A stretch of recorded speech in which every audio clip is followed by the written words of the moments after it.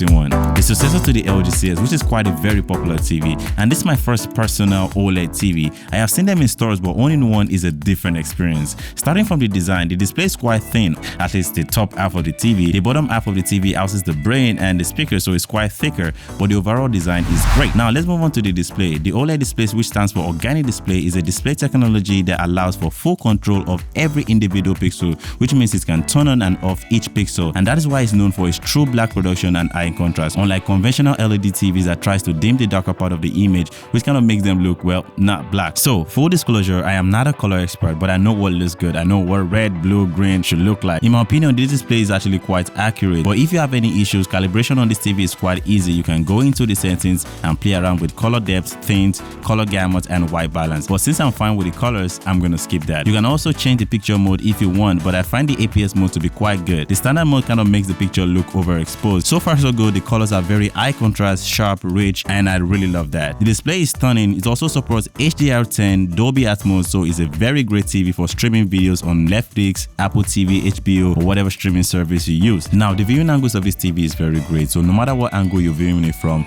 it's gonna look the same. The colors does not lose their contrast or details, which makes this a very great TV for the living room. The interface of this TV is quite simple. I like how all the apps are easily accessible. It also comes preloaded with a lot of apps like Netflix, Hulu, HBO, and other streaming apps, but for some reason I had to reinstall most of them because they were not responding. The remote control of this TV is quite chunky, but I love it, especially the cursor feature. It saves me a lot of time when I'm searching for a video on YouTube. Instead of me using the conventional arrow and OK button for every letter, I could just use the cursor. It's just 10 times faster. Unfortunately, it does not really work in PlayStation 5's interface, but it works in most streaming applications. Now, let's talk about gaming. The LG-C1 is the complete package when it comes to gaming. The TV houses 4 HDMI 2.1, which supports 4K at up to 120 frames per second, so you can connect multiple next-gen consoles at the same time. The display also supports adaptive refresh rate because not all games require 120 frames per second. This means that the display is capable of changing its refresh rates within 60 and 120 Hz. This TV also supports FreeSync and G-Sync. This helps to minimize any lag, and so far so good, it's working. You can also fine-tune your gaming experience by pressing the settings button on the remote control while in the gaming interface. This allows you to be able to change settings like turning on G-Sync, turning off variable refresh rate, and other things. I really love this because it makes the gaming experience personal to you. So as you can expect, gaming on this TV should be a breeze, and yes it is. The true amazing colors of OLED plus the adaptive refresh rate with little to no lag, I've been really enjoying gaming on this TV. Now the inbuilt speakers on this TV are not the best, but I don't have any problem with them. But if you're really into sound, you might want to get yourself a soundbar. Now full disclosure, this TV is kind of pricey. The 55-inch variant of this TV costs around $1,400 to $1,600. Yeah, that's a lot of money, but in my opinion it's worth the price. Now I'm pretty sure there are other TVs that are cheaper that will be able to do what this TV can do. I wouldn't say OLED changed my life, but it gave me a different perspective of what a TV can do,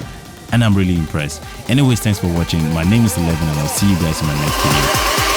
1, 2, 3, let's go!